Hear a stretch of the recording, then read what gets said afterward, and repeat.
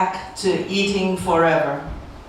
Thousands of old things teeter when the earth shook. It unshackles the pearl inside the dragon's mouth. Last night, I could not sleep. The thief came in through an open window. Now here is nowhere. Running after a rococo whirlwind, its gilded town sends the trajectory as it goes, finds pleasure inside an ice cream shop. How round can earth be when it has been flattened for so long? Installations made in Japan, my cum d'amour, do not make a garden Japanese. Out gazing a shower of stars falling onto the ground. Last night, a thunderstorm. This morning, dewdrops. Driving on cue, my intention has always been on R. Climbing up a downward escalator with a burden of proof, clueless. The sun doesn't know time. It is beautiful. You who know time are beautiful. The sundial doesn't know time, but marks time will be just as beautiful. Read to me. I will listen from here. Thank you. And a toast to poetry in Chinatown and all the poets in the world. Cheers. Cheers. And if you have time after the poetry reading, and if you have not been downstairs to our Showgirl Magic Museum, I will give you a little tour. Okay. All right. Okay. And Great Pond, a wonderful host. Thank you, Clara. Thank you, everybody. Welcome to yet another edition of Third Saturday Poetry in Chinatown. And this afternoon, our wonderful features are going to be Dottie Payne and Avacha. Yes. And we're going to have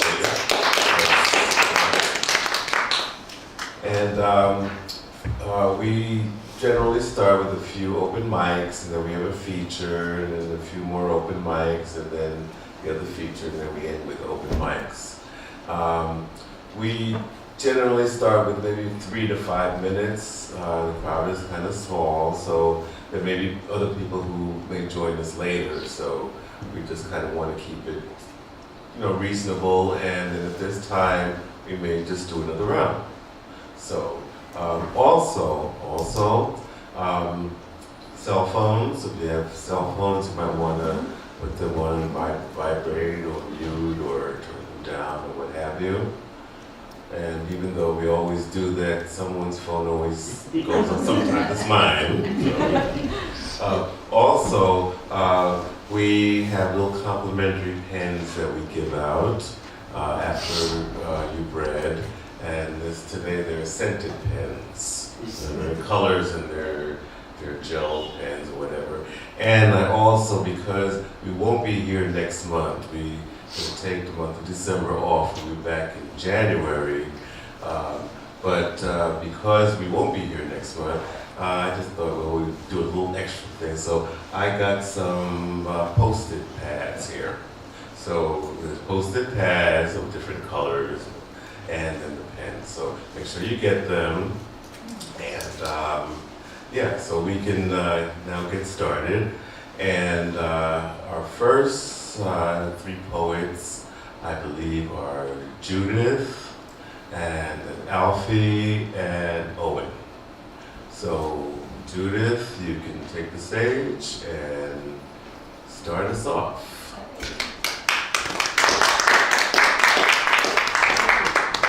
I didn't know I was going to be the first on the menu. I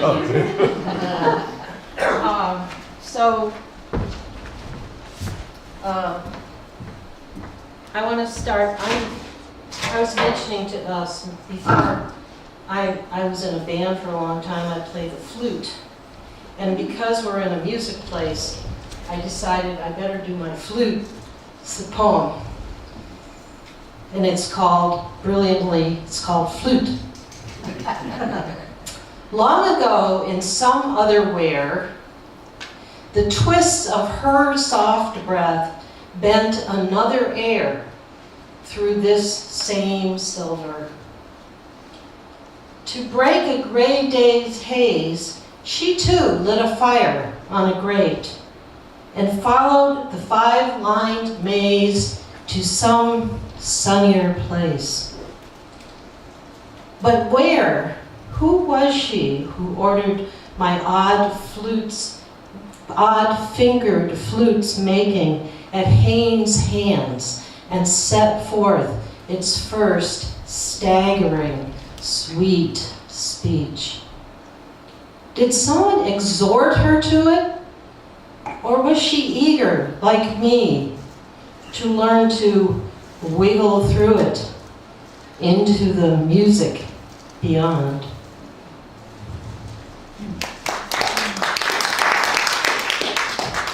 I started my flute playing as an adult, so I remembered how excited I was and all that stuff. So I have a series of poems called The Children of Oakland. I live in Oakland. And this one is about a little girl, 7 months old, who was the daughter of a friend of mine. And she was born with some problems, and she was in the hospital. So several of us went over and spent time with her. Liana, 7 months. The nurse had to help us into the rocker. Liana tangled among her tubes in my arms. Her machine hummed a little. The air began a creaking beat. It seemed natural to sing. At first, lullabies, children's songs. Then, everything I could think of. Gonna wash that man right out of my hair. Somewhere over the rainbow. Even jingle bells, although it was September or October.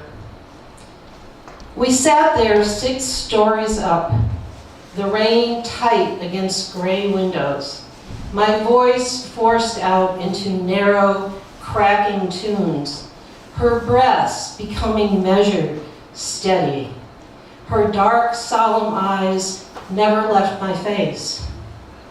She didn't care if I cried. Maybe she thought tears made music. I didn't have to be an opera star for Liana, or even remember the right words. Anyway, she never knew any words. I was her one poet chorus, and she was an audience and a half, 6 stories up, above all the church choirs, above the Paramount Concert Hall, above all the music critics, whoever panned the show.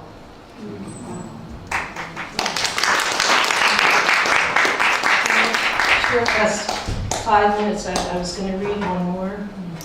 Sure. This poem was finished today, and it's called Drumpf's Circus. Oh, God.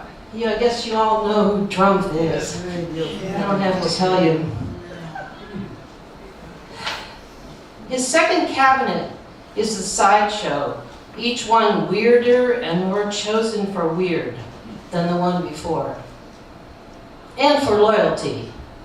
They know who butters their popcorn. His clown car full of lawyers piles out, their massive briefcases stuffed with confettied constitutions. Grabbing by handfuls, they lob them at Congress, which sits stupefied in the stands, trying to smile. Drumpf practices for ringmaster, all chins and grins. cracks his whip from a red, starry pedestal, shouts, "I told you I could. I told you I would." Congress nods and shifts. The big top buckles. Above, the trapeze artists cling, white-faced, to their tipping perches. But the bareback rider and her gorgeous horse left 10 minutes ago and are halfway down the street.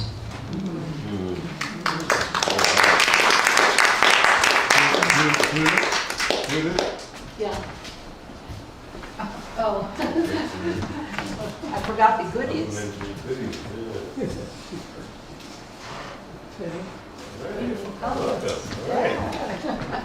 All right, next up we have Alfie. Alfie's up next. I think you ran away. Alfie left. I think he went out. Okay. He'll be back. All right. All right. After Alfie is Owen Dunkel. Owen Dunkel.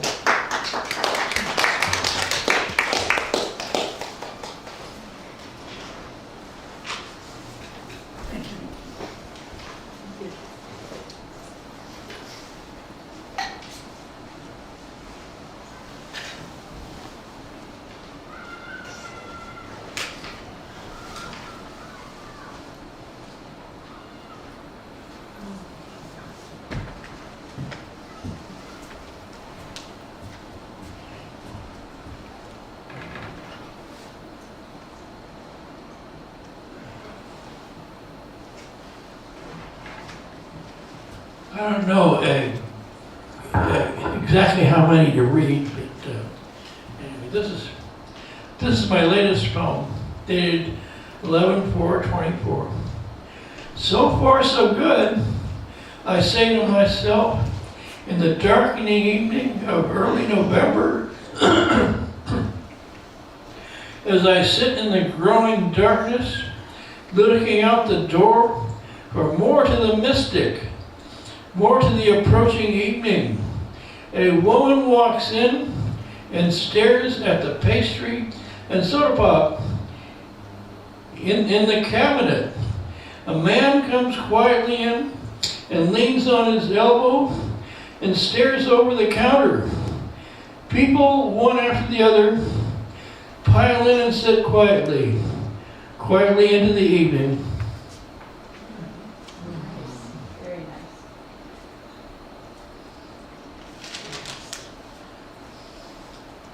Hi, hi, hi, I say to myself, and to people that I know. They walked up.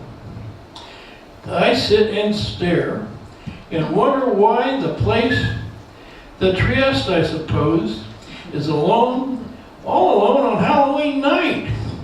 The night I am sort of scared of, and that I wish were over and done in a flurry and a hurry of the calm flurry of human being after human being. Very nice.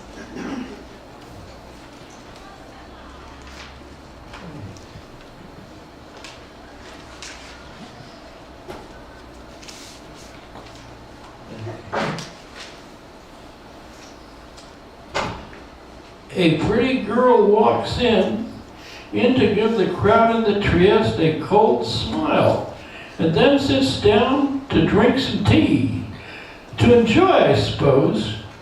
In walks a boy and his mother, and Fanny, of course. She hands over to an older woman, older than herself. Ex-police officer Mark Alvarez sits and talks. Football, I guess, with a man named Danny. Oh, Danny boy, the pipes on by call you out outwards.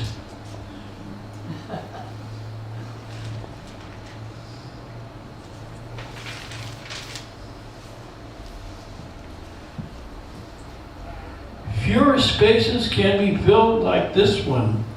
If the air could see, which it does, it fills the planet with awareness, with the downright awareness one can see day in and day out. The air is tense. I see little things that in the past I had ignored or kept secret from the unobservant and the undetected to this present moment.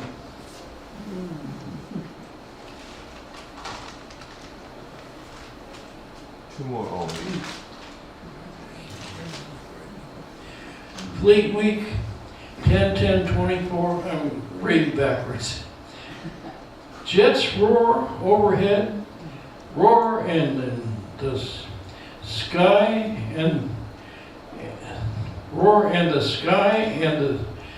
and shakes with wonder and astonishment. Planes roar like cannon, and the thunder as they penetrate the clear sky. And our sleepy village of North Beach is awakened to the noise of the Blue Angels. The Blue Angels as they celebrate Fleet Week, honoring those gung-ho U.S. Marines and sailors, anchors away.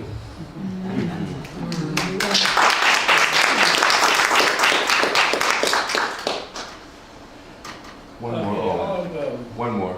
One more, okay.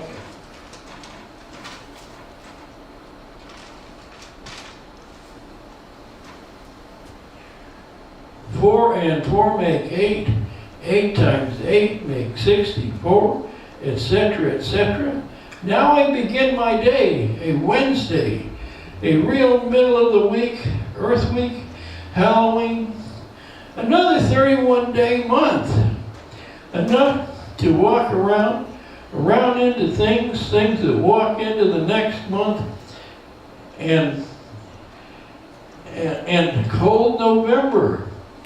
Now we are in frosty, sort of Halloween October, the month of Libra, the month of orange and yellow. Thank you very much.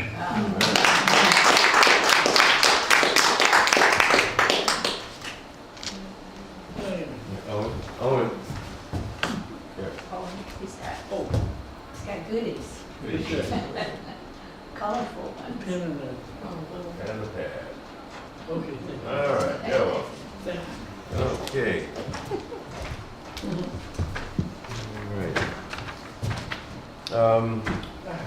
We're gonna have one of our features, Dottie Payne, coming up, but before that, I'd like to share one of my poems, if you don't mind.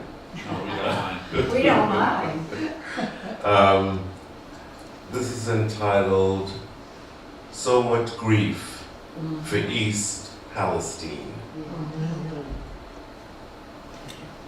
So much grief for East Palestine, the only aside for Palestine. We live in twisted times of misplaced priorities where stories of genocide solicit only a muffled cry. While we find time to grieve for chemically affected residents of Ohio's East Palestine, we spend only a second or so of sorrow for those caught in the middle of a Middle East sweep. The globe turns over like a washing machine. Tomorrow is another day on rinse, spin, repeat. But for those struggling to survive the fallout from a train derailment or fallout from bombs hailing, there are no good nights of sleep. When breathing poisoned air from a runaway freight or stuck in a land in rubble where the odds of sudden death is double with no time to evacuate. It's either bullets or toxic fumes, and everything's at stake when there are lives to lose for those who find shelter too late.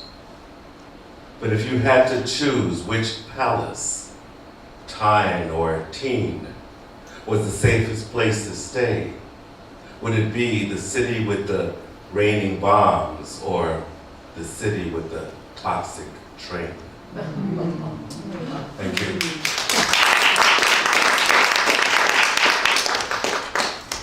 And now, right. Dorothy Payne. The performance poet, visual artist, cultural activist, and international educator. She has worked alongside such luminaries as Eugene Redmond, Quincy Troupe, Bell Hooks, and most recently, Jack Hirschman. Her readings are empowered by a commitment to innate rhetorical musicality of vernacular poets centered on social engagement and liberation struggles. She's lived, worked, and performed poetry throughout the U.S., Palestine, Southeast Asia, Mexico, and most recently West Africa. As director of her art gallery and music venue, ArtInternationale, which is where I met Dottie, San Francisco's North Beach, she curated a 6-year series, Communities Without Borders. Her book, Birthmarks, was published in 2015 by New Native Press, and her poetry and critical essays have been variously anthologized. She most recently presented her original Oriki, Warrior Women, A Hidden History, an extended praise poem honoring the great gifts enslaved African women brought to the Americas at the Afro-Cuban Symposium at the University of Missouri. She currently writes, paints, and plots her next moves out of her studio in the heart of Mission in San Francisco. Please welcome Dottie Payne.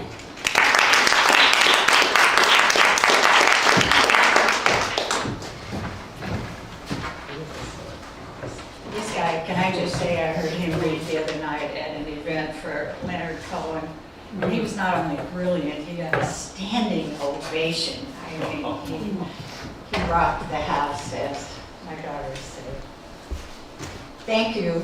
Thank you. It's an honor to be here. I have known of this place for some time and just haven't gotten here. So having recently, like in the last year and a half, returned to San Francisco, I'm really happy to be at any arts venue, but especially one I haven't been to before with this kind of reputation. And thank everyone for being here.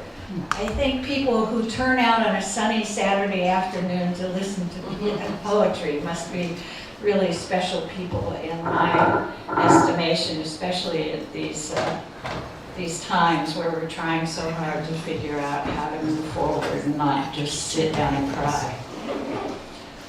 Do you know what a quantum cat is? Anybody familiar with that? Well, it's not a real cat. It's a theory, a quantum theory, that Einstein and a couple of his cohorts worked on. Apparently it's still quite controversial, but it has to do with the cat, this theoretical notion that if you encase a cat in a steel box and then start running some gas into it, the question is, then, is the cat alive or dead? And will we ever know until we see it?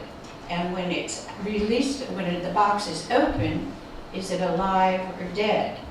And of course, you know, I'm no expert on quantum mechanics, but it taps into something I do have some experience with, and it's this concept of death and what it means to die, and do we really die? And oh, you mean they're not just 4 dimensions, there are 10? Oh. Today we are here in quantum time, a place of all possibility, wedged between our ancestors, for the dead do not leave as long as we remember them. Like quantum cats, they remain as long as we see them, name them. Today, we appear here as mere material beings, locked in the linear, in between the sacred Day of the Dead and the profane genocide carried on in our name. But we know, 10th dimension. Watch the quantum cat walked out of that box singing, and 9 live dancing. And we celebrate her livingness, her dance on the water by the side of the fire in the center of the sky. So I'm going to do a quick series here, and Greg, cut me off if I go on too long, because you know I can. That deals with this concept of what's dead, what's really dead, what's not dead, and what we will keep alive. So, because of the Day of the Dead, which is a big deal holiday in much of the world, and certainly in my neighborhood in the Mission, I wanted to do the first one in honor of someone who very much lives among us, but was long known in San Francisco, in the poetry world internationally, and in this neighborhood. A rebop for David Meltzer. The man who flows like water is not containable, does not remain. He only lingers long enough to do his job, then goes. Cells and words, sounds and chords do not compromise. Refuse retreat. There are no conclusions. Radiation, jazz poems, all breathe, unstoppable. Go beyond into the unfathomable. Meet endlessness head on. David, the player, is also the one who fixes, but for 1 second, a sound that whimpers, gasps, and inhales, hearing just long enough to make syllables and silences into the music of the spheres. Enter unto yourself. The songs beyond time might be prayers or poems or lullabies, might be songs, liturgies, or a lover's low moan. The songs beyond time are always mysterious, hover over the ravagingly pure and vilely innocent, are all knowingly shy at that exact moment when the rain becomes snow, ice, sieged and frozen, then rain again, lush, renewed. David, we have heard you. Heard your urgency, your self-realizing vocabulary, that 1 through 10. We now know where to begin. Now the contradiction, the turning return of us, you, the yet uncome. The sought for is never passive. Ecstasy is ungraspable. The song is never silent. You, David, taught us this. Berman, Dexter, Parker, and Webster became you. Hank Williams, too, sang before you found full voice, taught you to refuse the compromise, to leave it limp and impotent, taught you to choose the immediate. You invaded the poem, infiltrated and laid siege within it, set upon it, made process sonically pure. Politics made us think, hummed from the lowest chord, uttered the transforming moment, mutated sounds to transmute ancient enigmas anew upon the page. You gave us back the faith, David, affirmed the already known, you who moved between breath taken in, then out, breath taken in, then out, Aleph to Tate, Kabbalah to rock, reggae to hip-hop, and Tupac, you understood it all. Bop Kabbalah, you called it. Profound, profound dimensions. You loitered there, waiting, paid attention, then submitted to it, transformed it and us, made it present tense. Found the rapture and the rupture, that in-between place of all beginning where you are now, David. And we cannot unsing you. So we will retell you. Gather together all your texts. Reassemble and improvise them. Call forth your choruses in an all-new way. Reiterate them because you taught us to sing them in many tongues. Rewrite them like a dyslexic rabbi, inside out, left to right, or upside down. Maybe our vernacular will offend or not. Our accents will create new rhythms, trip and stun, but we will utter them because, like you, David, we will become saxophones and say it in a constant state of rage. We will breathe and chant you, breathe and chant you, breathe and chant you, copy and confuse you, praise and holler you, misuse you, boogaloo you, poke, provoke and insult you, deny, demand, demean, repeat and exalt, slap, smack, bop, and suck the jazz right out of you. Because you now are the new that was, the gone that remains, the has-been that never ends, the rebop that never stops, never starts, just is, just is, just is. How do you write poetry that doesn't compromise, that can stir and elevate, you ask? You can only do as you did, only give what you have. Steal and reseal the performance. Violate and mutate the emancipatory power of it. Reflect and disclaim. When I was a poet, I hung in the conjunction, planted the seeds of to be. Compelled all recall, roamed the streets alone, sat alone in Ararat until my words became acts, my poems living and immediate songs. David Meltzer. Yeah.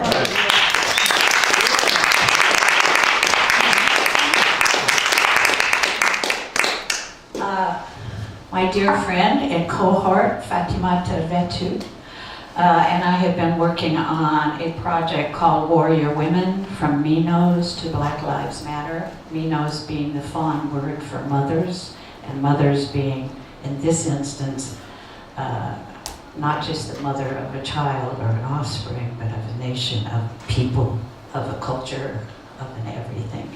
So I'd like to move to that, since we're thinking in terms of death and living and ancestors who never die, if we're doing our jobs right.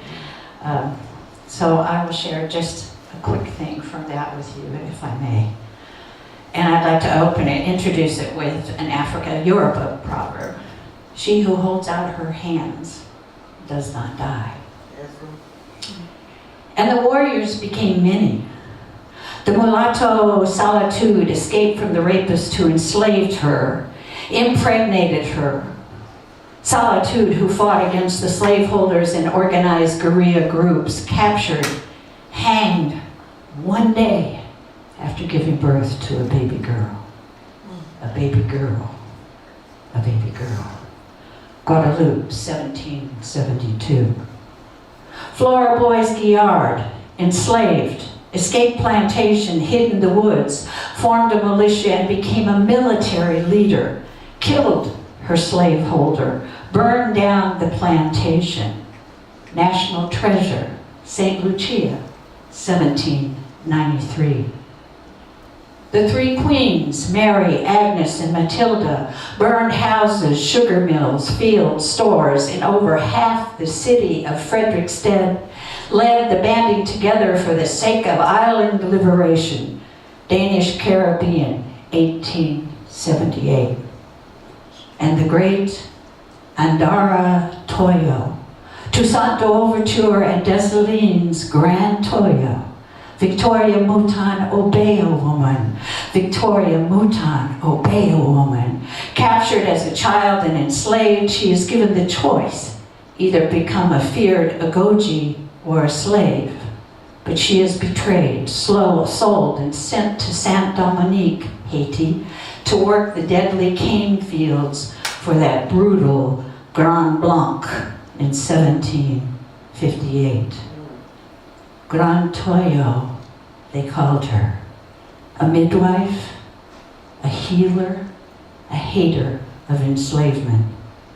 A Goji warrior transplanted who took up the machete with Jean-Jacques Dessalines, who was the son of an Goji.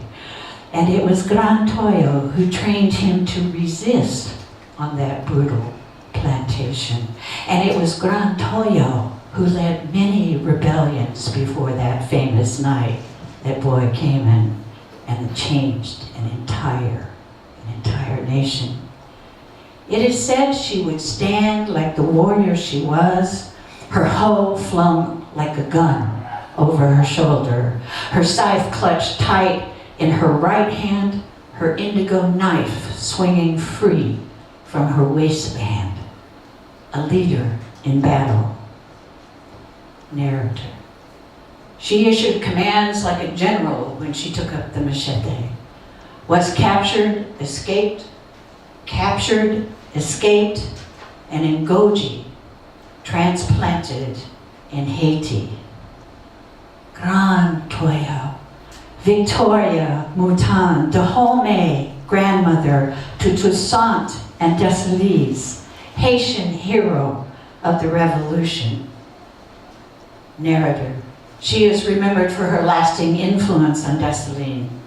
Andara Toyo shall be honored as the grandmother, the mother, and the aunt figure who helped prepare the liberator of African descendants enslaved throughout the Americas. Grand Toyo speaks. To that brutal man, it was only a hoe to serve him. And that machete and my indigo knife that hung from my belt were tools he would certain would break me. And that hot red iron he was sure made me his property. But he did not understand. I carried the iron of Ogun in that hoe.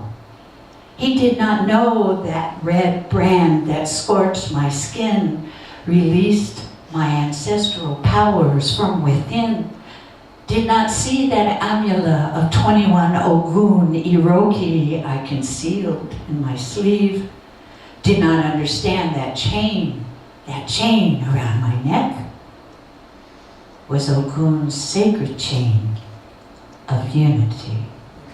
Gran Toya.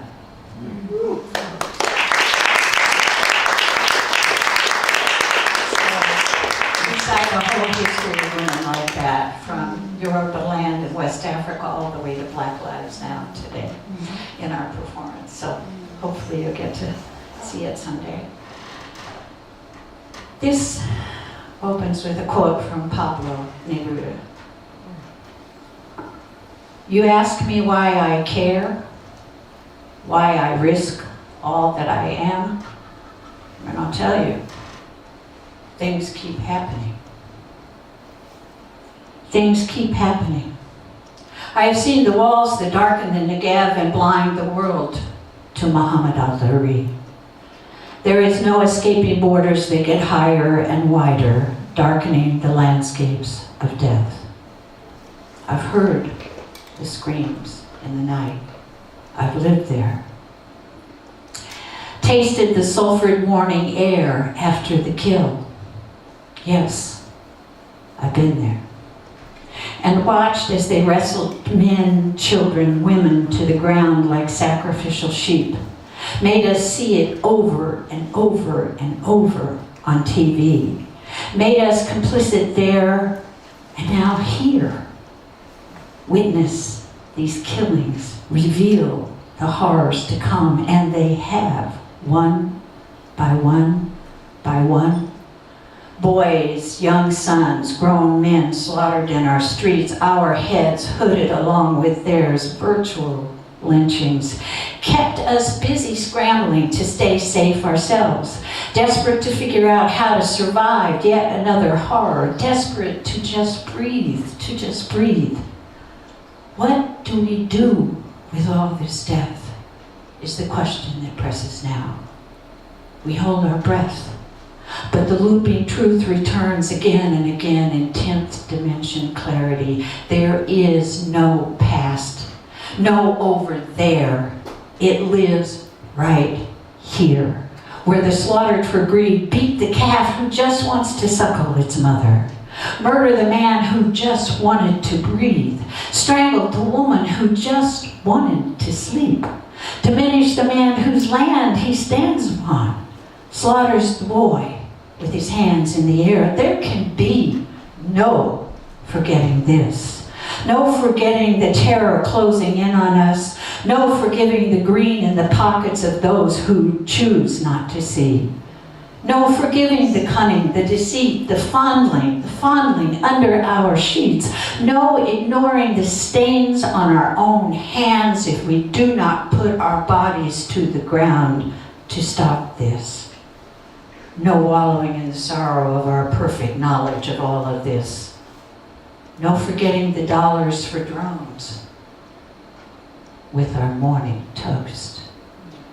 Here, in the sterile wounds of the young, the ripped organs of those too soon sexed, there will be no dialing for dollars on our daughters' necks. No, there will be no forgetting this. Things keep happening in this deepening darkness.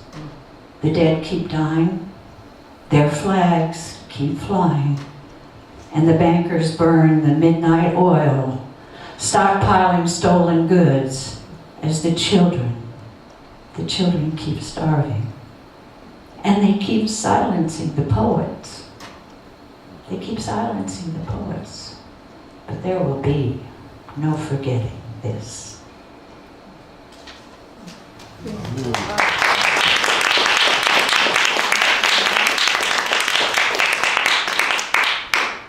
So I'd like to share with you a quote by the famed and renowned Chris Hedges. But he wrote this, it's from an article called Israeli's Big Lie from Salon magazine, May 15th, 2021. There are many parallels between the deformities that grip Israel and the deformities that grip the US. The two countries moving at warp speed towards 21st century fascism. The failure of the United States to stand up for the rule of law, to demand that Palestinians be granted basic human rights mirrors the abandonment of the vulnerable within our own society.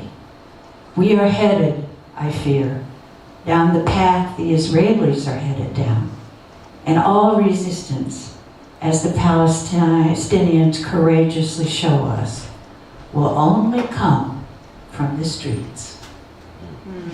Chris Hedges.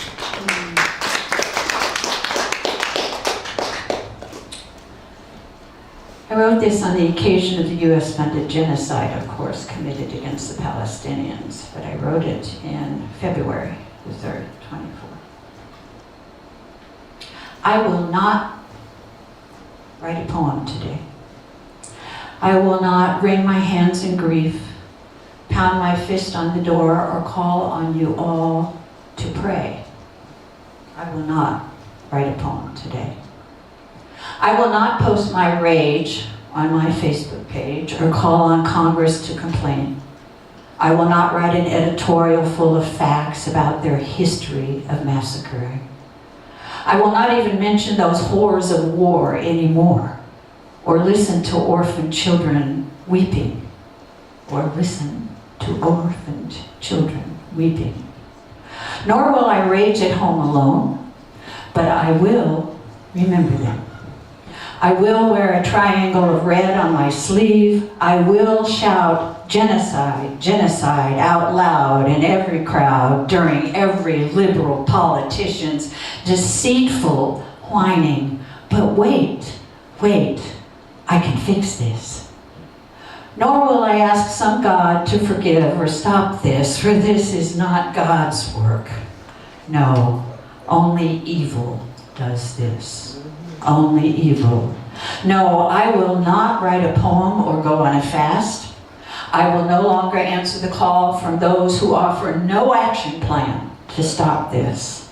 Nor will I let my children, my friends' children, my neighbors, my co-workers, the grieving mothers, the homeless and alone, the incarcerated innocents, hungry babies, unhoused desperates, the righteous militants, believe I do not care about this.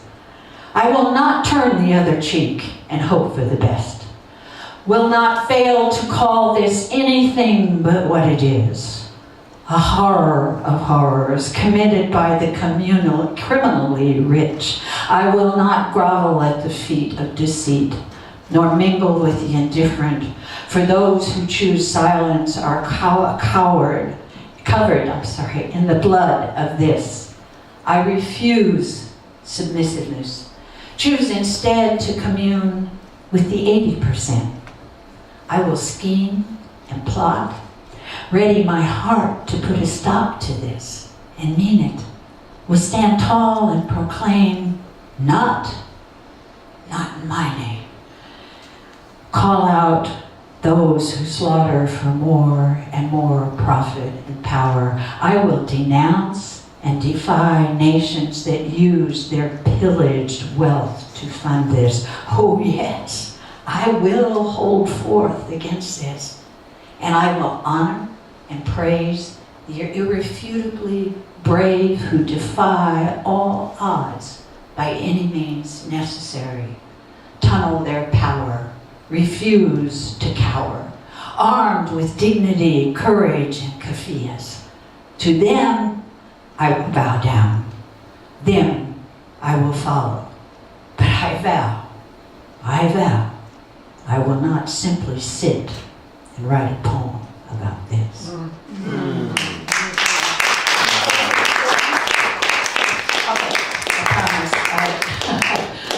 So I have to share with this for purposes of my own, if you don't mind. But when I lived in Israel, there was Israel-Palestine, there was an article about a Palestine in Haaretz, the liberal English language newspaper in Israel. And by the way, it's my leftist Israel friends that taught me everything that we now see unfolding today. I was not at all surprised. So we have to be very careful, right? The enemy is the Zionist. It's not the Israeli people. Although some of them, just like we're not John Trump, Trump, right? But there was this horrific account in the newspaper of a Palestinian father holding his 2-year-old son. And his 2-year-old son had a balloon in his hand as a Ramadan gift. And the wind came and blew his balloon out of his hand. So the father set the 2-year-old boy down, and as he was running after it, a sniper, an Israeli army sniper, shot him. So this is a poem I wrote then. It's not really about the horror. It's a poem for Palestine's murdered baby boys. Cast off skin, buoyant little balloons, breast-filled curiosity from birth, little stuffed turkeys that sing after they're cooked. Lighter than air, they're high all the time, romping little sparrows that can't help but let go when the wind blows beneath them. Bouncing yeast field things, aerosols of pure oxygen, small squawking bullhorns lined with cotton. They climb onto your lap and wrap you up in their helium, leave cast-off skin everywhere. Eye you like little pimps, wrap rubber band love around your waist and climb inside you, make you high. Intoxicating little Hassins that submerge you in slow brewing semen. Shame, shame, shame on those who harm these transcendent little kings. Thank you.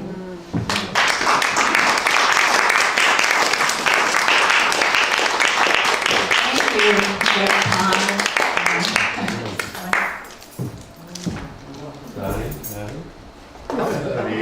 Your turn.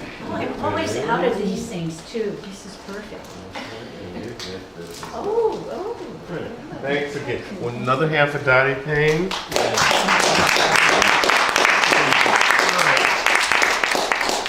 Okay, next group of people that we have coming up, open mic.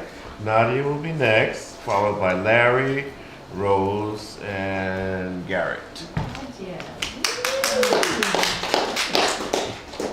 Talk about a hard act to follow. So please bear with me. Total amateur, but this is a poem I wrote a year ago, about a month after October 7th, and it's to my uncle, Dov, my Jewish Ukrainian uncle by marriage, 1902 to 1983. Agronomist, hydrologist, humanist, initially devoted to a Jewish state. Met my Dutch mother's sister at UC Berkeley, where in the 1930s students like Dov called themselves Palestinians. Tents in the Negev desert, late 1930s and 40s, early 50s. Then disillusioned, quit Israel in 1961, returned to Maryland. My uncle Dov, Bear Krimgold, Gold of the Crimea. Born in 1902 in a Ukrainian village, shtetl, 12 years old when his grandmother was murdered by marauding armies at the beginning of World War I. Family moved to Odessa for protection. Ellis Island in 1927, University in Berkeley, then settled in Maryland. 3 children, my only surviving cousins. 1950, his dream, he bought a farm in rural Maryland. Jews were not allowed to own land, you know. Now it's a 5-acre Krim Gold Park, open for the public, a true socialist, a humanist. My childhood memories catching fireflies in jars at his farm, his samovar and his colorful expressions, his commanding presence, which scared my brother and I a little bit. From 1954 to 61, back and forth, Israel, US, till he pronounced Prime Minister David Ben-Gurion as, quote, crooked as a dog's hind leg. And he left Israel forever in 1961. Why? Because he said Ben-Gurion sold out to the US, became a willing pawn in the Cold War, and Israel became an unsinkable aircraft carrier to Middle East oil. But above all, the maltreatment of the Palestinian people. Dov even visited Cuba to see how the revolution was going. He died in 1983 on a trip back to the Soviet Union, suddenly and peacefully in a hospital in Leningrad. The last entry in his journal was, "It's a beautiful day." Rewind, I'm posting a flyer for a huge demonstration in Civic Center. I'm interrupted by a heated exchange with a passerby. I invoked Dov. He called my uncle, quote, a traitor to Israel. But he was not a traitor to justice. My uncle Dov, a Jewish humanist, socialist.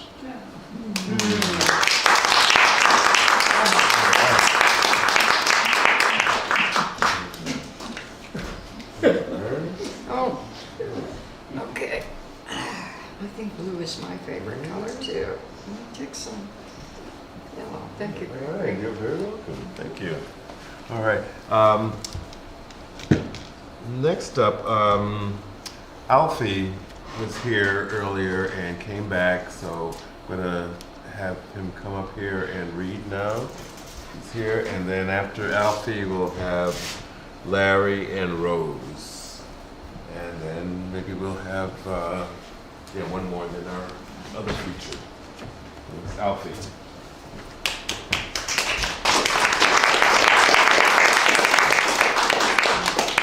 Okay, so quick little information.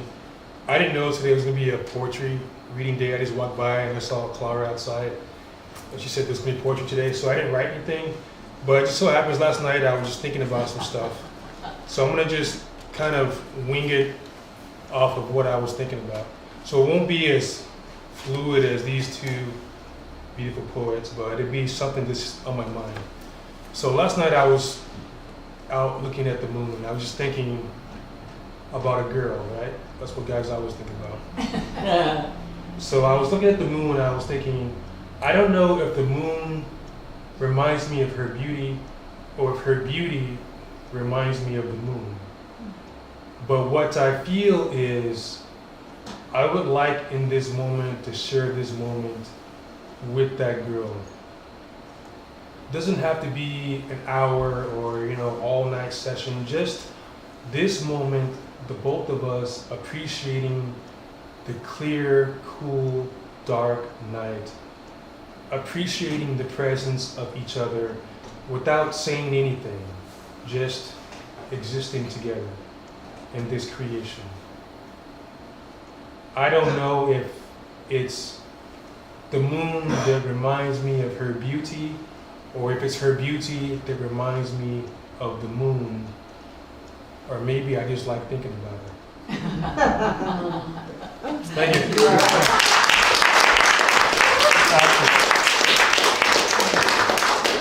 Alfie? Oh, yeah, go Got ahead. your goodies here. And then, thank you. All right, Larry is up next, and after Larry, Rose.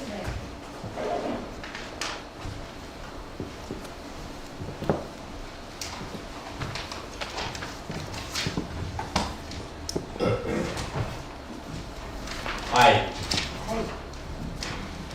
This is a poem I wrote about 15 years ago, but it seems to be always coming back into vogue. So a couple of the references are from 15 years ago, but the rest of it may make current sense. It's called Lowercase Compassion. Just like you, I entertain revenge fantasies. And I have a long list of enemies, real and imagined, at whom I would fling the perfect withering retort. All those knuckleheads who need their heads knuckled, their faces pushed in the mud. How about a kneecap shattering pipe wrench for my fantasy? Stop sign runners, cell phone drivers, subprime speculators, Rick Santorum, remember him? The Silesian Academy soccer mom in the gray SUV who cut me off at the dangerous merge onto I-80. I'm talking about bigots, racists, sexists, rich bastards, willful stupidity in abundance. How can I stick up for truth except through my florid revenge fantasies? I spin scenarios in the car, on the computer, in the shower, walking the dog. The dog feels the same way, judging by her pointing posture. When she breaks training to lunge, our hearts are both racing. An East Oakland cat lives across the street, but I'm not altering my route just to avoid a confrontation. I look up into the yard for that pesky cat and see, instead, a small, white, seated Buddha. Oh, I get it. This is about compassion, right? Plain old compassion with a lowercase c. I don't need to give away my possessions or get a begging bowl. I don't need another elaborate scenario in my head, just to be reminded. Take a breath, ease up on the leash and consider, maybe this once, leaving the pipe wrench back at home in its tool chest.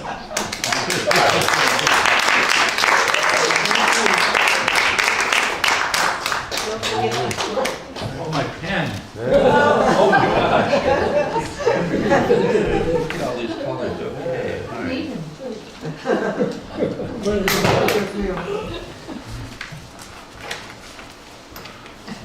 I'll give you one back. All right, Thank you. all right. Rose is next.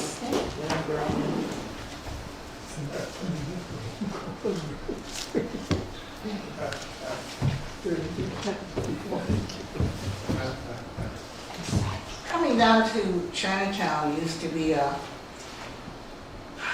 a regular thing that Larry and I used to do many years ago when my mom was alive. And I have a long history, as I was sharing with someone, Penelope, about Clarion, which I won't spend the time sharing with you. But, so it's made me somewhat nostalgic about that time. Mom passed away at 101. And my brothers and sisters, I'm the youngest of 6 kids. My brothers and sisters are getting older, just like me, and the passing of time, I'm going to read about. Okay. This is called Family Dinner. Mother smells like incense, praying at her altar. The air is smooth and quiet. Sheets of peace blow in from the backyard. She is happy. Tonight she is cooking for us. Tonight we come together for our family dinner. Roast pork with crunchy bubbled skin, white rice steaming, warm and close, like my brothers, sisters, daughter, son, grandchildren, nieces, nephews, family. Gailan, xinhua, bok choy, vegetables green with the color of spring, promise of life.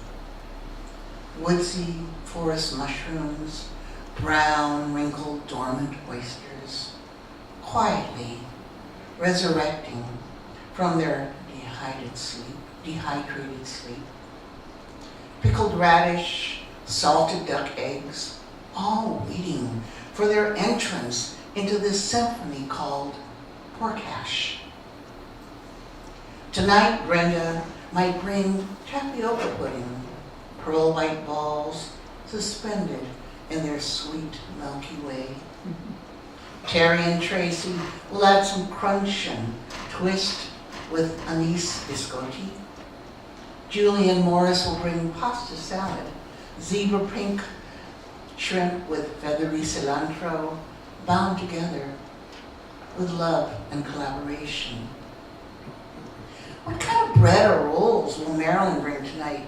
Cilantro curry, challah, rustic olive, or hot cross buns? Larry will bring Thai meatballs, rich, warm, nutty memories from Thailand. And I will bring something different, something from my newest experiment, a salad with sumac, a dessert with rosewater, Brazilian cheese puffs. Mervyn will surprise us with his sweet fancy, perhaps a new creation for a favorite standby, apara, chocolate cake, princess cake, cappuccino de croix, or stone fruit pie. I can hardly wait. Whirr goes my mother's food processor, mincing the pork. Thump goes the cleaver, hacking the roast duck. Smirk! Duck juices leap, flinging star anise and ginger onto the chopping board. Shah! Green vegetables hit the hot oil in the wok. And now, glistening dark green, they are ready for their entrance. Roaming in and out of the kitchen, sniffing, poking, sneaking a taste. We all ask at different times, when do we eat? When do we eat? Smells so good. Smells so good. What did you bring? What's for dessert? What's that dish called? Who made this? Who made that? Babies cry, coo, squeal, and wiggle. Mahjong tiles clack, clack, clack. Doorbell rings, gate slams. Bodies spill over sofas and chairs, blanketing the floor, talking, teasing, gossiping, advising, consoling, laughing. The air is warm with the smell of food, family, and love. Eat! Time to eat! I'm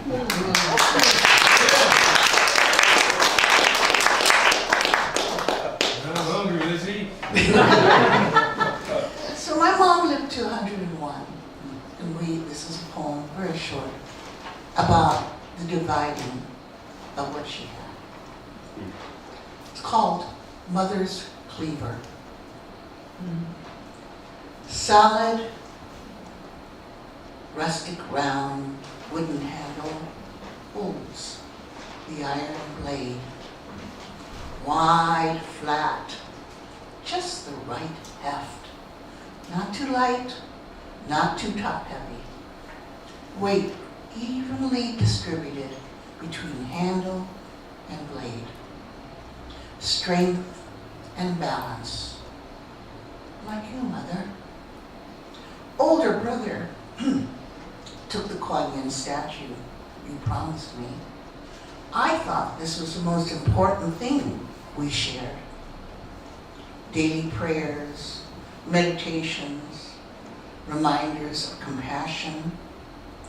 I thought the Kuan Yin would be my legacy from you. But Big Brother needed it more than me. So I chose your cleaver instead. Daily now, I slice, chop ingredients for meals like you once did for all of us. My hand grips, wraps around the smooth handle, your imprint in the grains, life of your cleaver. Mother, you are with me every day, every meal.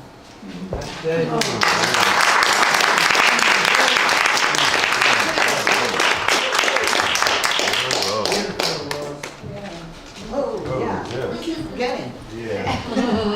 But I know what color I want. Is that green? Maybe not. Okay, bright yellow, bright yellow. This is green. This is light green. Okay, I'll bright yellow.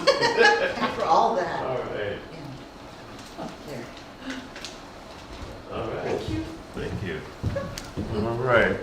I think we'll have one more Garrett, one more open mic, and then we will have our second feature of Acha. So Garrett Murphy, please come up and share some poetry.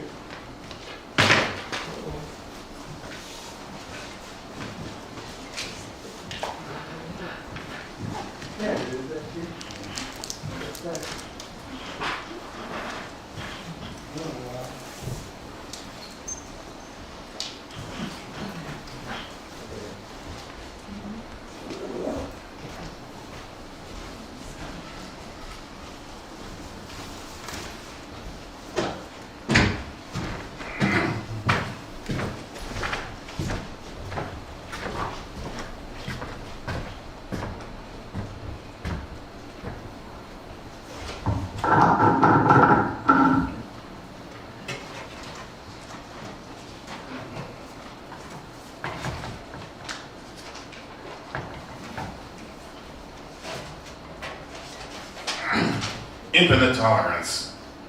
Assault and verbal abuse of non-whites, non-Christians, transsexuals, drag queens, autonomy-seeking women, any factors other than cis, along with all other undesirables, is most permissible and sanctioned by callous and cowardly MAGA martial law. Committers of said attacks are subject to veneration, admiration, promotions, and all other imaginable rewards. So stop worrying and learn to love the oppressor. That is all.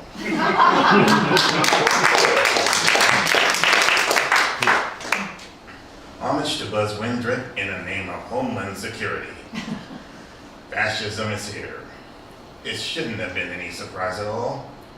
After all, it was approaching our land even more surely than the myth lie, Y2K or African killer bees, and is ultimately far more deadly. Fascism has arrived. There are those who crow that it makes no difference and that we are all in the same boat and we better get used to sacrifice. Yet they themselves are the last to have to make such sacrifices. Would they be so nonchalant were they to be the ones thrown on the front lines as so much target practice?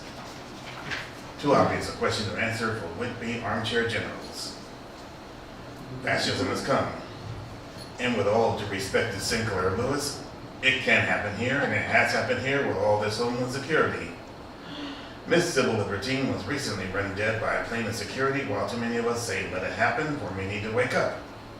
Little do they know that some might end up so they never wake up, or find them not watching only a movie starring the Donald John Trump as Ursula Buzz Windrip.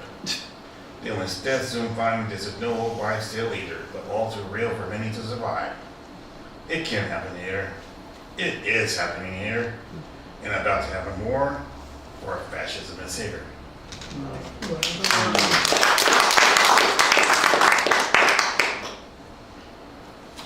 Thank you, Nuts. We thank you for tormenting us, for calling us names, for harassing and profiling us, for assaulting us with your slaps, your fists, your weapon, and your spittle, and for shouting obscenities and slurs in our faces. We thank you for your collective punishment, for destroying our property, our loved ones, our very own lives, and please accept our thanks to you for your attempts to destroy our self-esteem and pride. You've done us a tremendous service we shall not soon forget, and should you truly believe any of the above, then you, pseudo-certimanans, are truly no more than just another perpetrator. Thank you.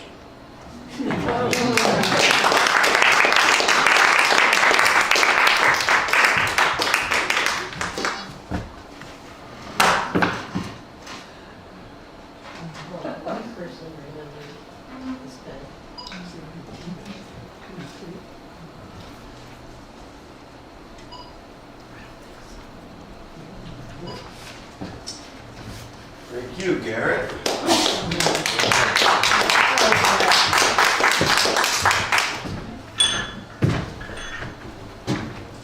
And now the second of our features for the afternoon, Avacha.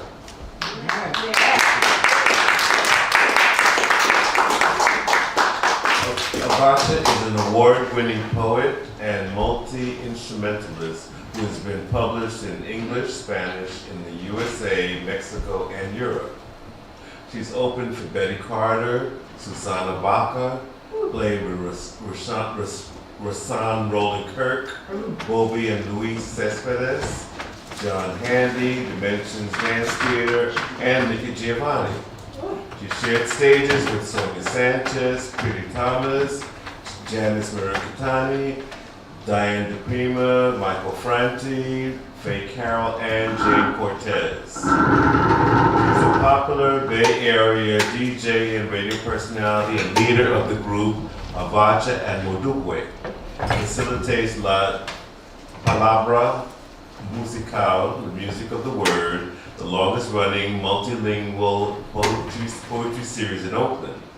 Avacha teaches creative writing and drama and is a proud member of DAMO, Disabilities Advocates of Minorities. Please welcome Avacha.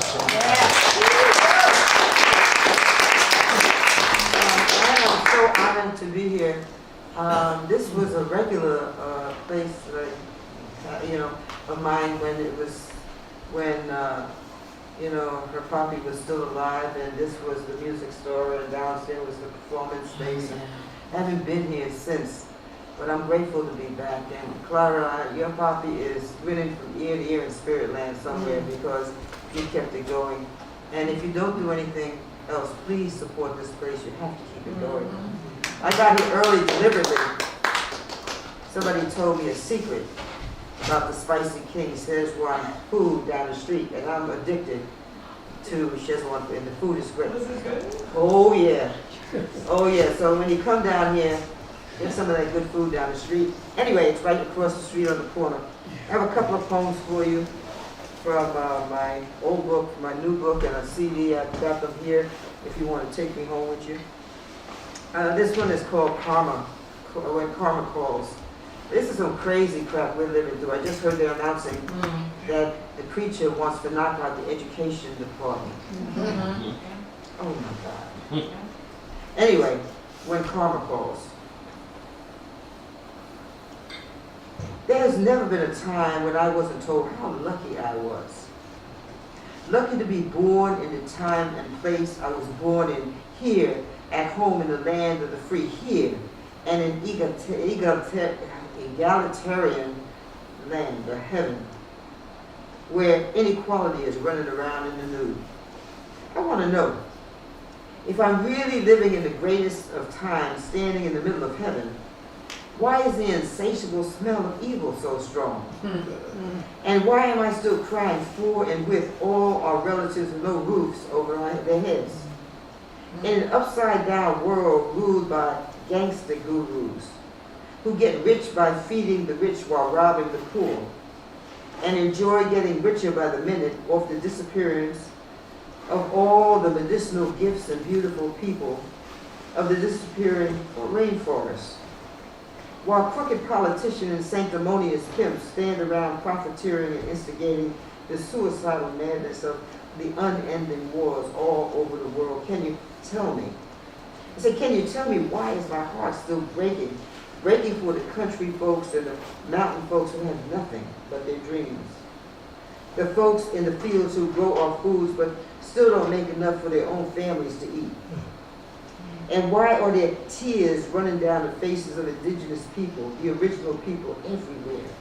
I want to know why greed is such an insatiable drug, an unfortunately acceptable drug nourished on selective forgetfulness and the very profitable delusions of genetic superiority, a hereditary or historical amnesia resulting in an evil so blind it can't see itself on the same old self-destructive merry-go-round, once again forgetting to even take the time to try to make things right before greed inevitably turns around and eats itself. And believe me when I say, I know when karma calls, it's not going to be a pretty sight, because what goes up always must come down. And I know deep in my bones that with every tear I cry, it's all just a matter of time before truth flips the switch and karma turns on the light.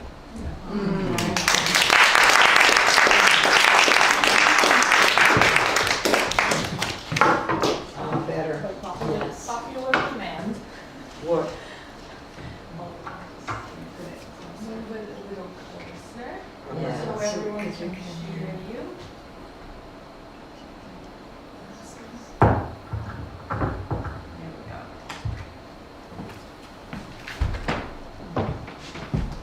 Testing. Can you hear me?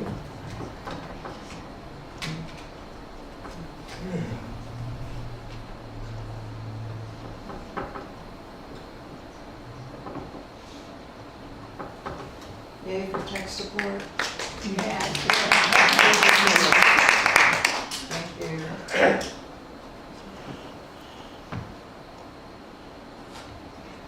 Okay, That's better. thanks to listening, some of this stuff I hear on the news is so ridiculous and insane that I'm kind of blown away when I hear it. Like the creature who is one of the politicians somewhere in this country, talking about all the good things that we got from slavery. Yeah.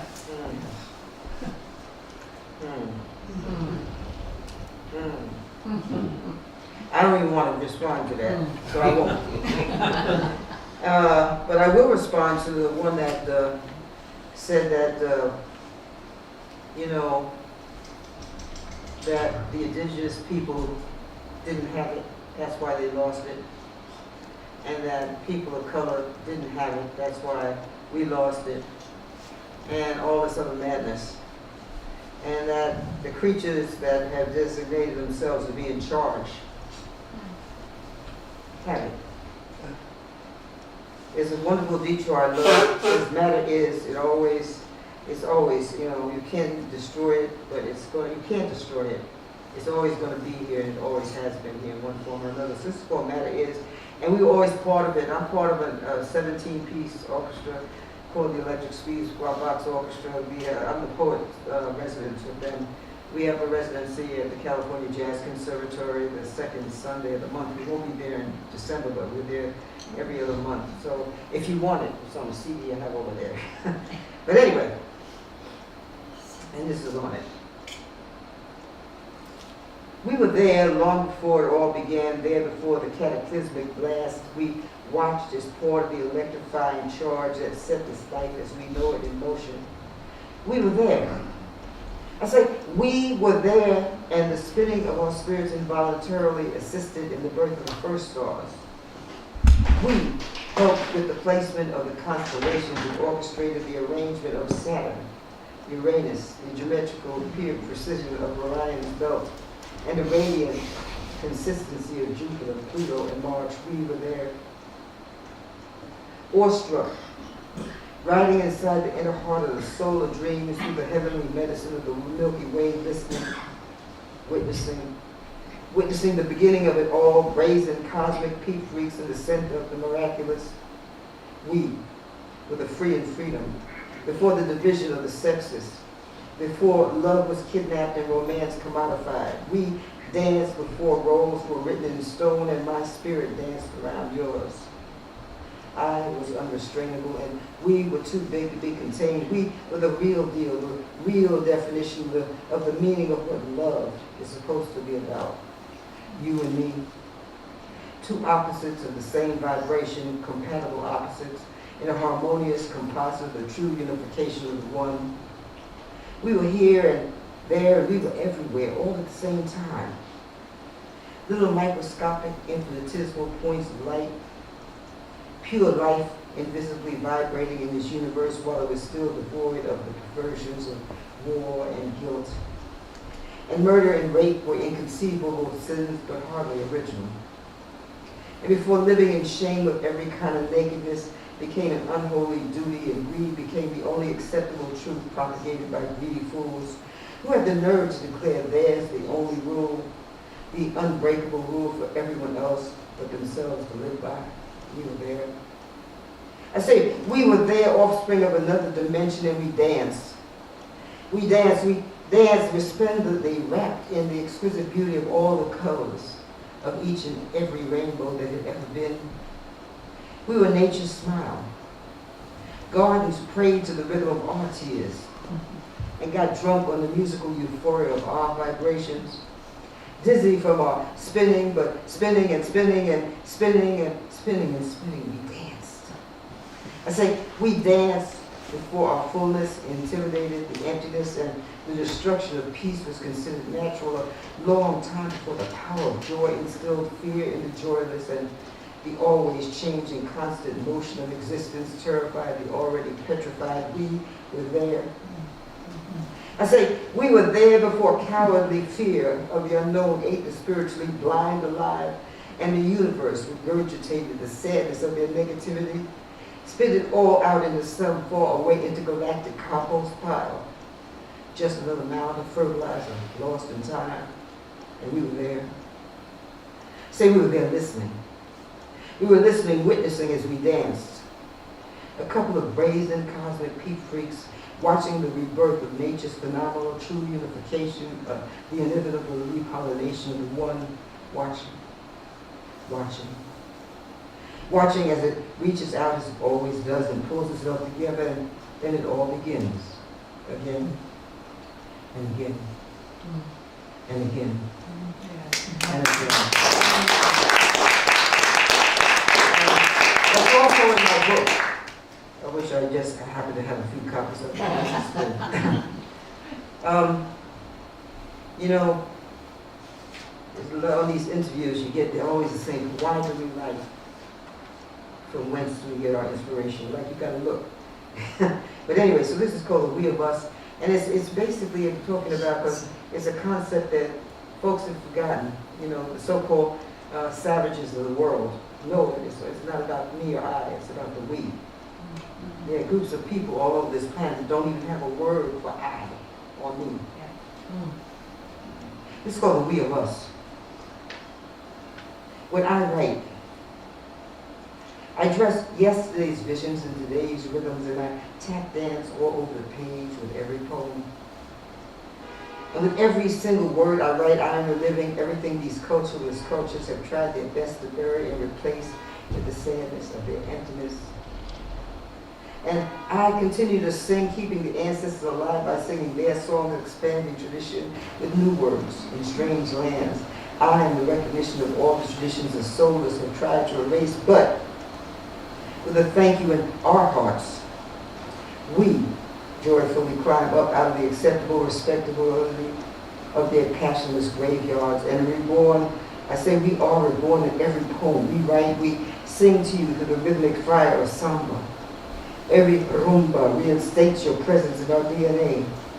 We cry the unashamed truth through the bluest of blues, exploding like La Rumba in the face of colonial insanity and boldly fight the power with doo-wop, hip-hop, and jazz. I refuse to silently accept the unacceptable suicidal demise of our existence when every single day I can taste the we of us striving. We are more than just surviving. We are cultural alchemists, an undeniable force of creativity in motion. And through our creativity, we decolonize our legacy and free our minds and spirits. We are a whole lot more than just you and me. It's all about the you in me.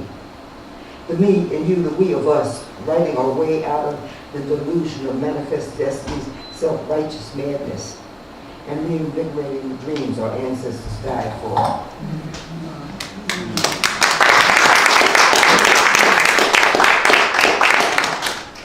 Thanks to this thing they call global warming. Oh, excuse me, it doesn't exist. Powers that be, it does not exist. It's a figure of our imagination. But thanks to this thing that does not exist, strange things are happening all over the planet. Mother Nature is pissed, really pissed. I've been reading. I've been a what do you call a bibliophile ever since I was a little girl. I used to play hooky and hang out in the libraries, and scientists 70 years ago were talking about if you do X, Y, and Z, what we see happening is going to happen. So they've done X, Y, and Z. And they're not stopping because they're crazy. They're insane. When Maria hit the Caribbean, it tore it up bad, really bad. And several islands got really destroyed really bad. But in Puerto Rico, they have restored all the places where the tourists go, but way up in the mountains. They still don't have clean water, electricity, and what have you. So there are people all over that have different places up in the mountains that we're sending stuff on a regular basis, solar stuff, so the water can be purified and electricity come in. I wrote this because I didn't realize our contact in the part that we've been sending stuff to, they have been taking it way up to the top where the coffee growers are. And I'm a coffee fanatic. And I didn't realize that they had been taking it up there. And I went to the post office, and this big box was there. I opened the box out for all of these brands of Puerto Rican coffee with a note saying I never have to buy another bag of coffee again as long as I live, as long as I never drink another cup of Café Bustelo, which is not Puerto Rican coffee. Isn't that surprising? Just like Afro Sheen wasn't Afro. But that's a whole other subject. That's another poem. And the first thing I said, oh my God, it's raining cafe. But I spelled it in this poem, R-E-I-G-N-I-N-G. It's raining cafe. And this poem is in Spanish, but you get the message. It's raining café, confesiones de una cafeólica sin vergüenza, which translates into confessions of an unashamed coffeeholic. And for those that don't know, before colonization, the name of that island is Borinquen, and the nickname for the island is Isla del Encanto, or the island of enchantment. Way up in the mountains of Borinquen, it's raining cafe, indescribably precious gifts and little tiny coffee beans, proud and homegrown and more numerous than raindrops. Café real con un aroma sin igual. Just the scent of Café Teto transports me to el pueblo de las Marías. This coffee is sacred, precious, Delicious, a real mountain treasure. Es un licor natural y orgánico y 100% del pueblo boricano. With every cup of café, el mañanero and café lealtad, I am reborn. En las montañas de la isla del encanto, it's raining café. But even here, 3,595 miles away from this fruta sagrada del campo, I daily drink in the power of those mountains and I am energized. Every single day when I taste the essence of café Cibalas, I can feel the naturaleza of Cialis come alive inside my inside. Café oro de Puerto Rico, ay que rico, café increíble con su aroma sabroso. A sacred encanto that tastes of majesty. And con cada trago de nuestro café subo para el cielo in the mountains. Of la isla del encanto, it's raining café. Royal coffee beans, un tesoro nacional with hypnotic aromas that smell of the wildness of freedom, untamable freedom, libre like the dirt of the mountains that gave them birth. Oh yeah, yes, I confess, I'm hooked. I get drunk with every cup of café de aquí o Utuado, majestuoso tesoro sagrado de las montañas in my house. Tomo el sabor 100% de las montañas, and I shamelessly admit it. There is not 1 ounce of doubt in my mind. I am a proud 100% unapologetic coffee boy. And in my house, I say in my house it's raining café 100% from the mountains, La Isla del Encanto.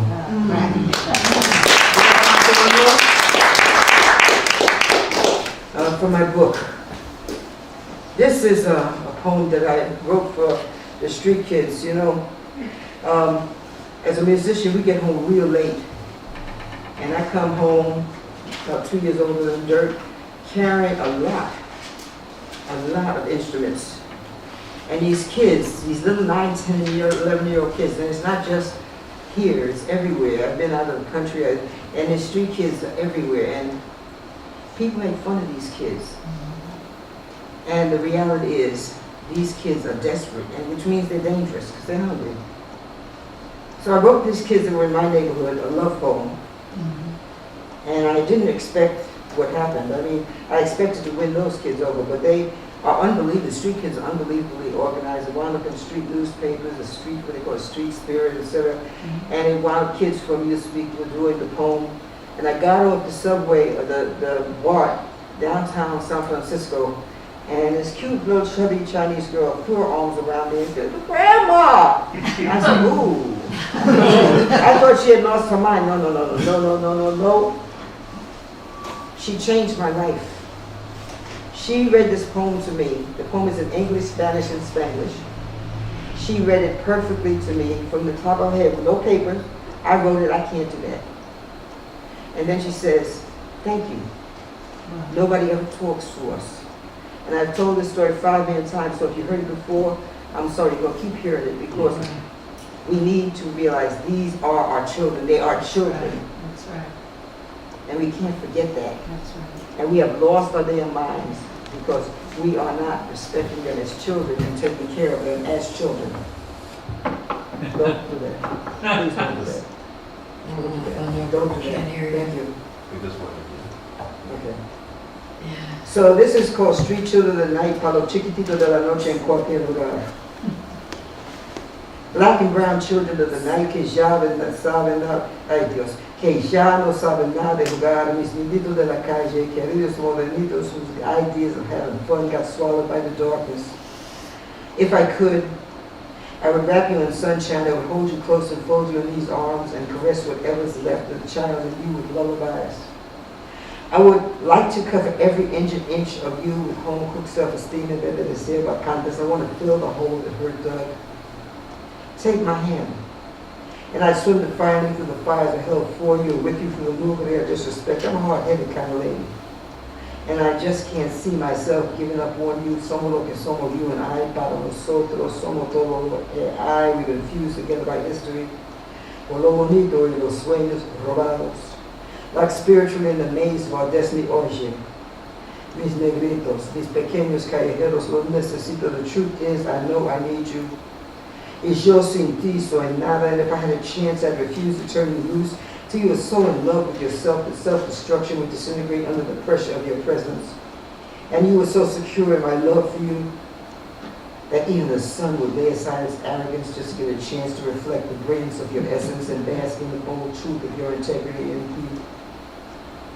beauty. Vive en la verdad real y yo sin ti no existe ni un sendero de la esperanza. Oh, say can they see you, my beautiful wild lotus flowers.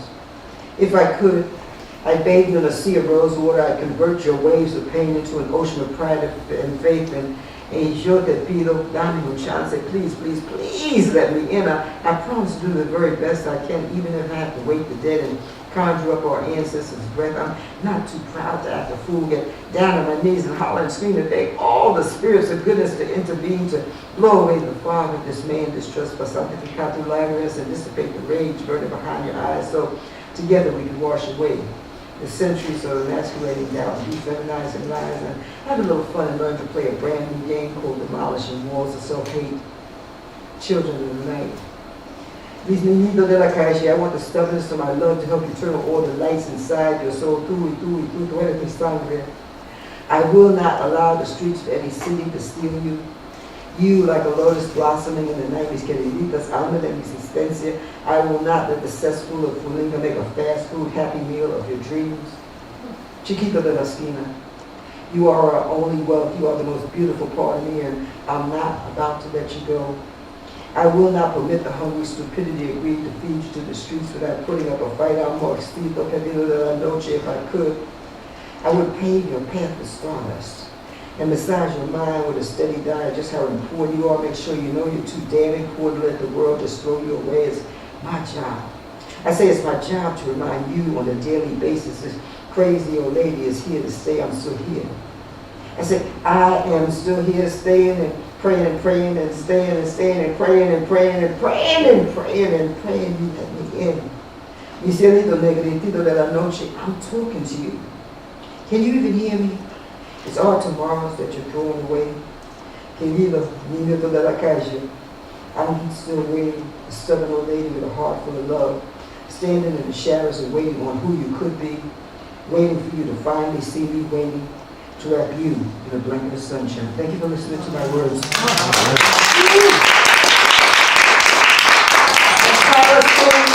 Thank you for keeping the shopping dream alive. And thank you. Please keep supporting this place. Give me my pen in my hand.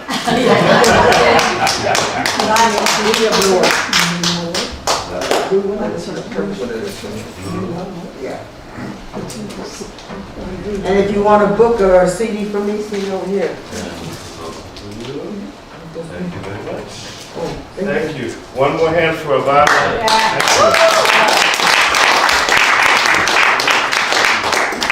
Thank you very much. Give Dottie and all the open mic folks a hand. Come on.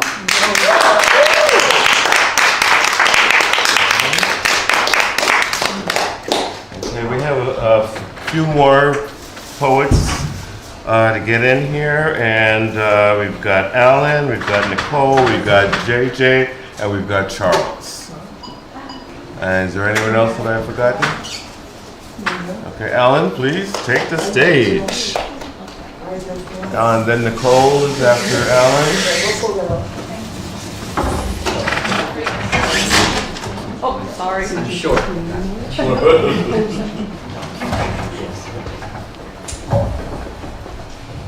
I wrote this in 2016. At the time I thought it was funny.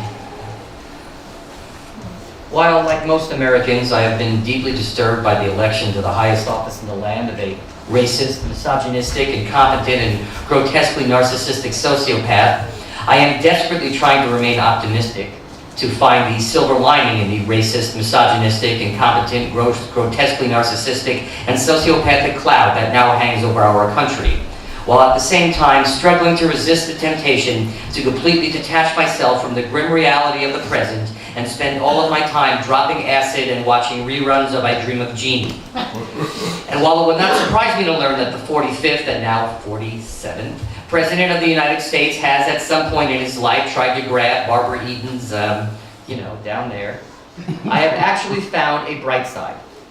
What is this bright side, some may ask? while others may ask, what the fuck is this bright side? It is simply this. We are all witnesses to, participants in, and victims of an historic moment in time. The moment when our country took a giant step backwards in an attempt to eradicate the progress and extinguish the enlightenment which it had worked so hard to achieve. The moment when the straight, white, pseudo-Christian male viciously reasserted himself. The moment when too many of our fellow citizens said, fuck you, to the citizens of other countries. And while this is, on the one hand, horrifying, on the other hand, you shouldn't take for granted the instability or incompetence of this man who will be, for the time being, the most powerful person in the world. We are all just one unhinged tweet or incompetent act away from total annihilation. The end is nigh, the apocalypse is now, there is no tomorrow, and there is a certain wonderful, sick freedom in that. So go ahead, really let yourself go. Eat fried foods, start smoking again, cheat on your spouse, tell your boss to go to hell, steal a police car, kill your landlord, kidnap the head of ExxonMobil and hang him upside down from a flagpole in front of the UN, run over Tom Cruise repeatedly with his very own 1958 original series Chevrolet Corvette, and while you're at it, set free all of the animals in the zoos. Hey, it's all going to be over soon anyway. Like the man himself has said, what the hell do you have to lose? And you thought there wasn't a bright side.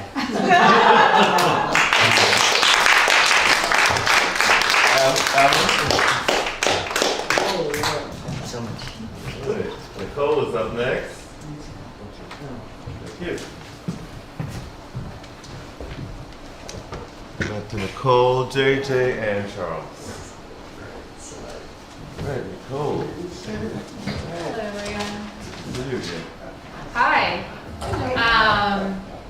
It's really good to see you in person for the first time at Bacha, and I'm honored. Hi, Garrett. It's me. I was watching a Instagram video. Toni Morrison, great late Toni Morrison said, being an artist is dangerous. They're out to get us. That's paraphrasing. So basically we all know what that means, right? She said being an artist is dangerous because you speak the truth.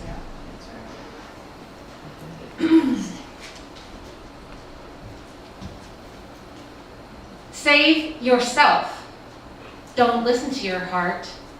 Make a list of things to do. Go to the store, buy a good pair of sneakers and socks, but try running in them before you pack up and ship out. Say bye to your neighbor, especially the one you hate. Better to leave bad people and things behind. They travel very heavier, on the heavier side. Next, strip your closet of the pieces you cherish most. Take a bucket, throw them in it.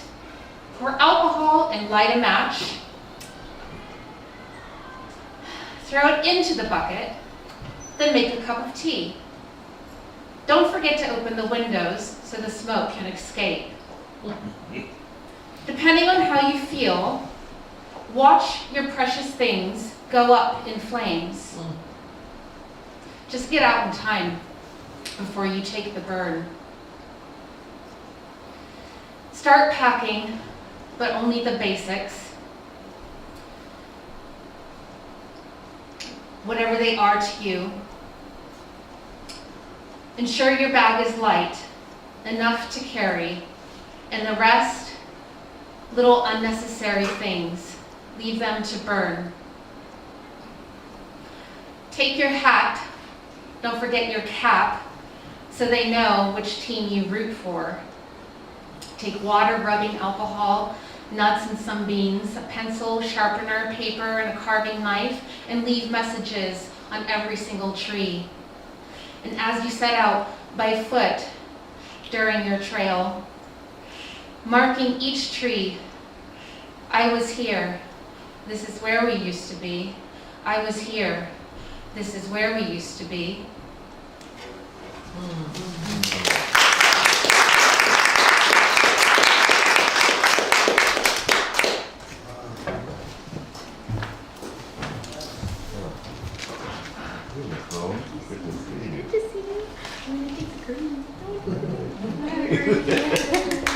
Thank you. All right, JJ Rush is up next, and then Charles Curtis Blackwell will close us out.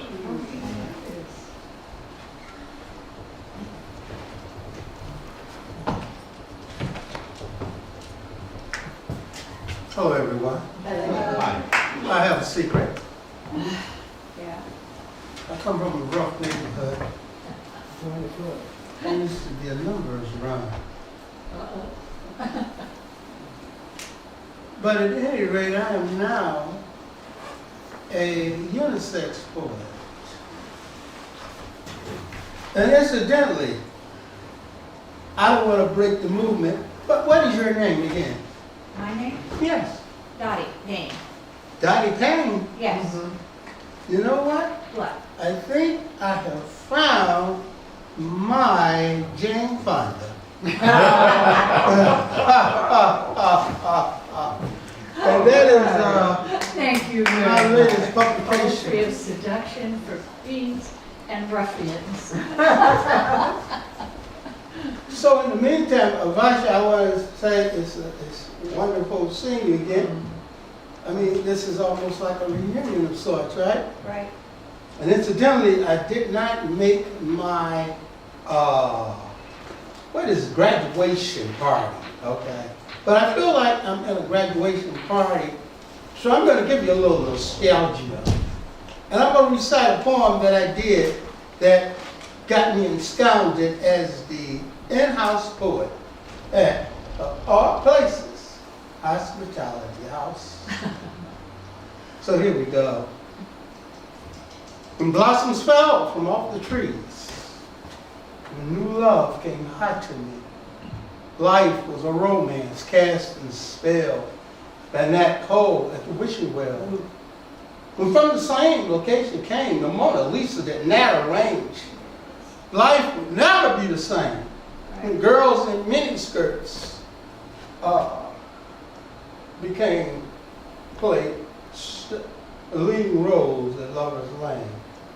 The stampede of love when it happened. The neighborhood rolled into action, and when craps across the table through 11, all the Bloods knew they were in heaven. It was the people's choice and rule. Grandmas at street-side swimming pools, watching little girls in dresses and pigtails jump hopscotch and fun to the setting sun. Bareheaded boys playing kick the can, heard mothers shouting, and they all rushed in for plates of neck bones, cornbread and beans, and the best of times, those days of swing. And on Friday nights, we got live at quarter parties and fish fries. And once more, we turned the Nat's jive into the bumblebees in heat. He gave them Motown therapy, nectar toss notes to folks with the Holy Ghost. Jumping up and down, we brought the house down. And many of us were too young to go steady until little mama started knocking and all the jockeys rallied. And when that sings, jealous them beaucoup, and all the winners got their due, all the jockeys sang this tune. When you kiss me, baby, oh, you make me feel so good. Oh, you know I love you, baby, baby, 'cause I should. So come on back, baby, bring your daddy's love, 'cause you should, baby, baby. That's all, folks.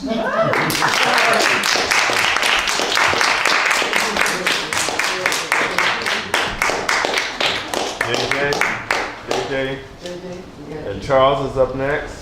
Charles Curtis Blackwell. We are closing for the afternoon. Right.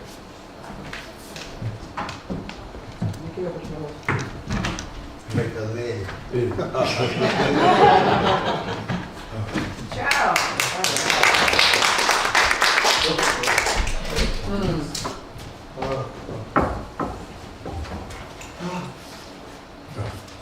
You know, they do this, got this music, you know, like, bum bum bum, bum bum bum bum. That's, you know, kind of like a dun dun dun dun dun dun. Remember that, those Elliot Ness and Untouchables? Yeah. And then you get the other station, you know, you got the bum bum bum bum bum bum bum. And then it's like the sound of Germany 1930s. And it's funny how they can do that. And, I mean, you get spooked, you know, you go, damn, that shit is scary, you know. Dun, dun. You know, and then all of a sudden, here come the Nazis marching in, you go, oh shit. So, anyway, my only comment concerning this nut brain that got in office is, like somebody else said, damn, why'd the guy miss?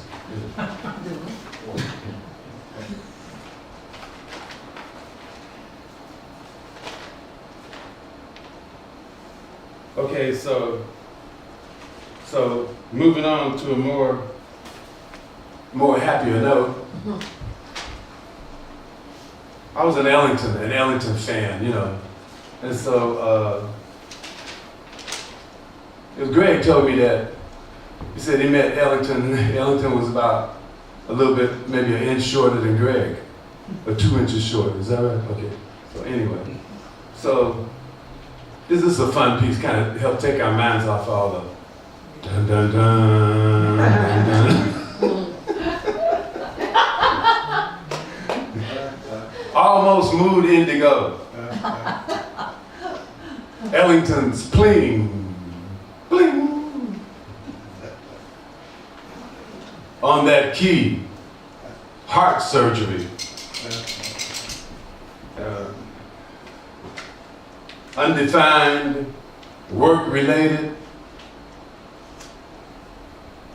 airbrush, air smash, point of blemish. Next time I use some tape. On airport collar, sky cap, or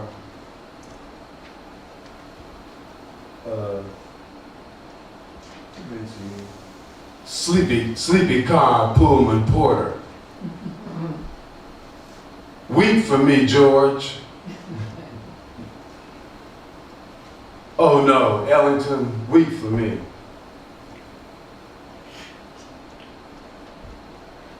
In Coltrane's Transitions, photographed in a conversation, mustard sauce served away from the war mongers.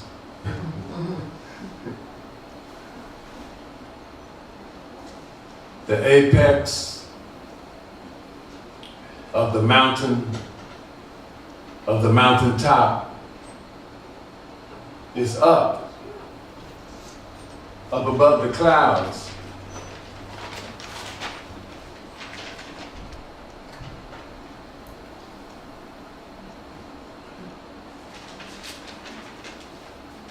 The curb here where Ellington's pling rings alone.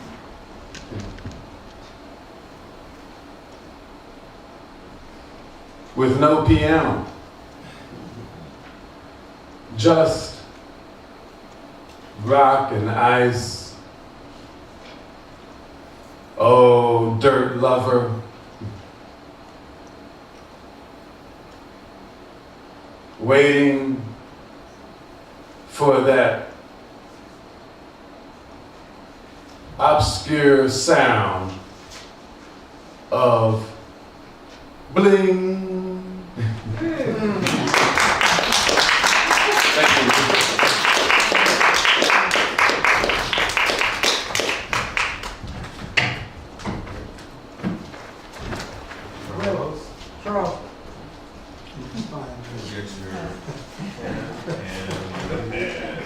Thank you.